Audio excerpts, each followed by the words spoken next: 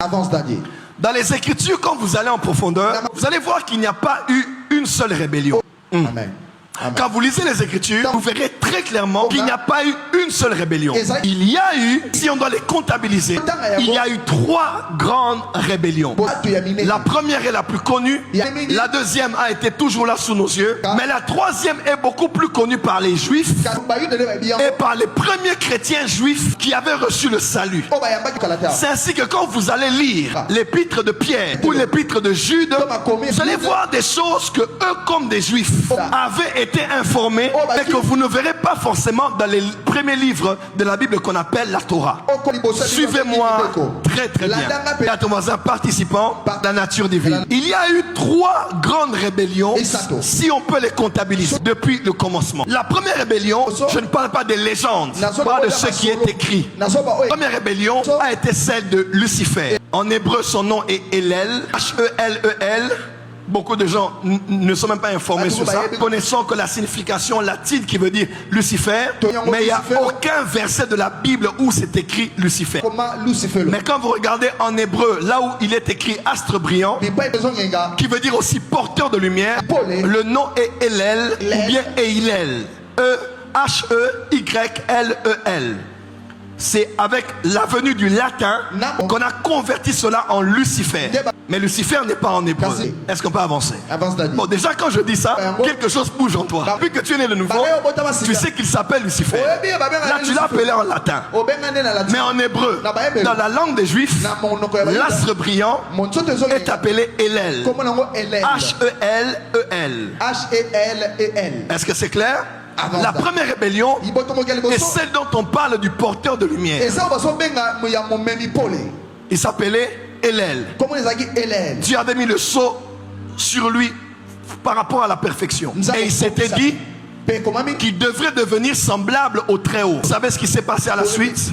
Il avait la lumière qu'il avait et il est devenu prince des ténèbres. Ainsi que tous les anges et les archanges et les êtres célestes qui l'ont suivi dans sa folie et dans sa rébellion. La deuxième rébellion est la rébellion de Genèse chapitre 6. Quand vous lisez les Écritures, c'était plus tard, après Adam, après Caïn, après Seth, Genèse 6, c'est à la veille du déluge. La Bible déclare, Genèse 6 verset 1 et suivant, on dit à une époque, fils de Dieu. Les fils de Dieu avaient remarqué les filles des hommes. Et fils de Dieu en hébreu c'est Ben Elohim. Les fils de Dieu avaient remarqué les filles des hommes. Et qu'est-ce qu'ils avaient décidé de faire? Ils sont descendus et ils ont connu ces femmes. En hébreu, c'est un texte que j'ai étudié dans toute forme de version. Ils ont connu les femmes, ils les avaient pris par force sexuellement. Et ils ont eu avec ces femmes une progéniture qui avait une génétique pleinement modifiée. Et les enfants qui sont nés de l'union des fils de Dieu, êtres célestes, et des hommes et des êtres humains, des femmes, on les a appelés les Néphilim. Bien de Néphal, qui veut dire ceux qui sont tombés ou ceux qui ont chuté. Et la Bible mentionne que ces êtres-là sont les héros des temps anciens. C'est ainsi que dans toutes les mythologies, on parle d'un Dieu suprême, des dieux autour de lui, mais aussi on parle des êtres humains, des femmes qui ont eu des unions avec soit le Dieu suprême, soit des divinités du Panthéon. On les a appelés des demi-dieux et les héros. On les a appelés les guerriers antiques, comme les Hercules et les autres. C'était des êtres humains, mais génétiquement modifiés, parce qu'il y avait une union entre les êtres célestes et les êtres terrestres. Quelqu'un est avec moi? Demain, l'école de délivrance, je vais expliquer comment ça peut se faire qu'un être céleste ait des rapports sexuels avec un être terrestre. Rendez-vous demain à 6h. Dis à ton voisin, demain à 6h ne rate pas. Est-ce qu'on peut avancer? Avance, Daddy. Dans les êtres qui étaient là, on n'explique pas exactement quelle était leur mission face à la terre, mais on peut voir clairement qu'ils s'étaient rébellés.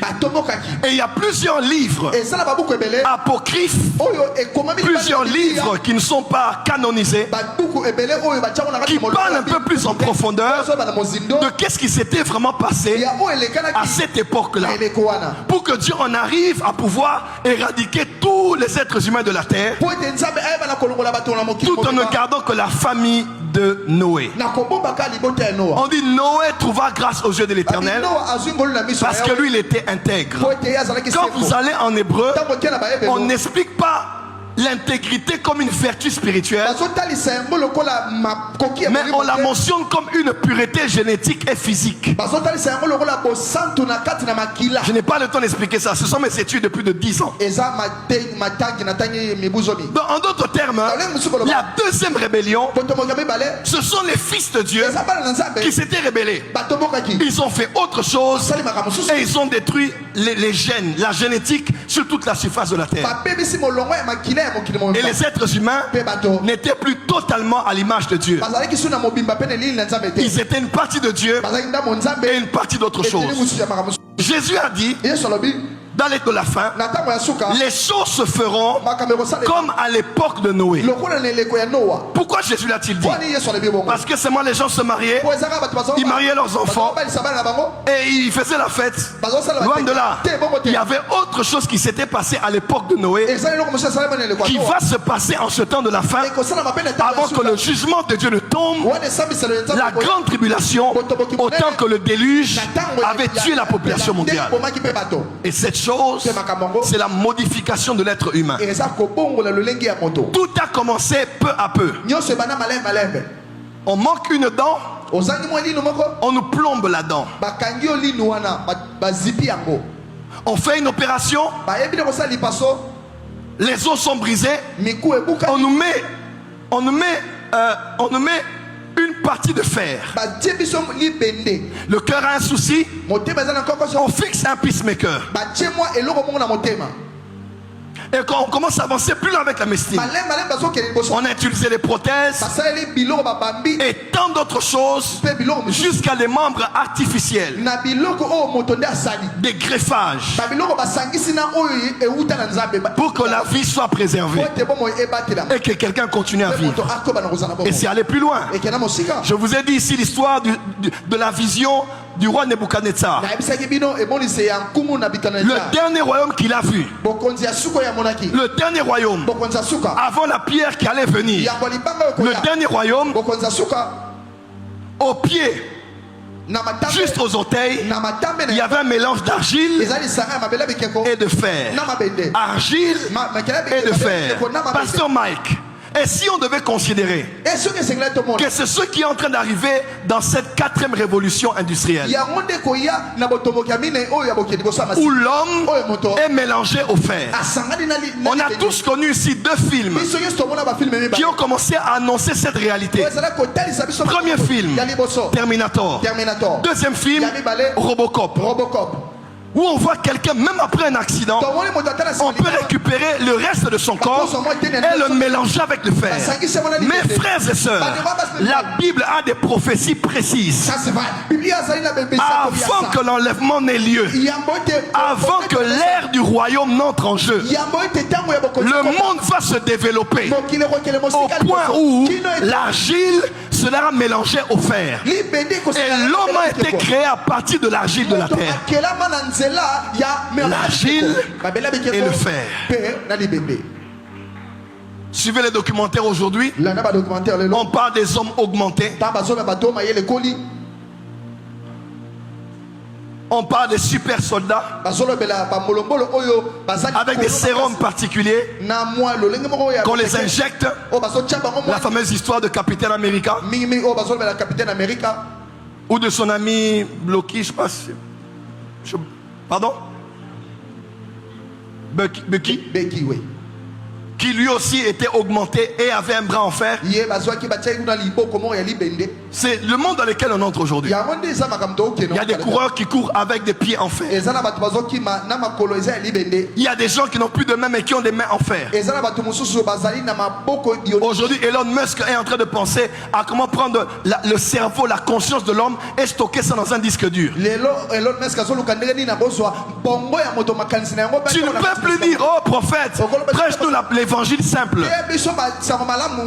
Aujourd'hui même au Congo, on a Telegram, on appelle WhatsApp, on connaît les hologrammes.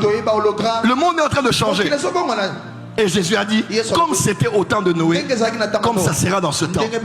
L'être humain physiquement, comme Dieu l'a créé, sera modifié.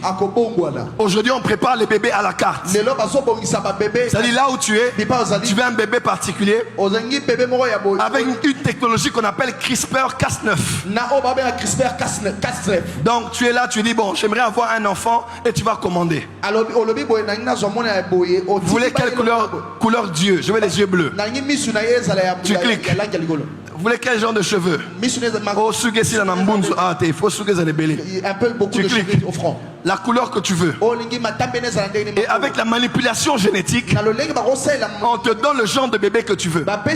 Qui aurait cru qu'on peut prendre la semence d'un homme et la partie de la femme, mettre ça dans un autre ventre, et la femme est enceinte, elle porte votre bébé, elle accouche, et elle vous rend votre bébé.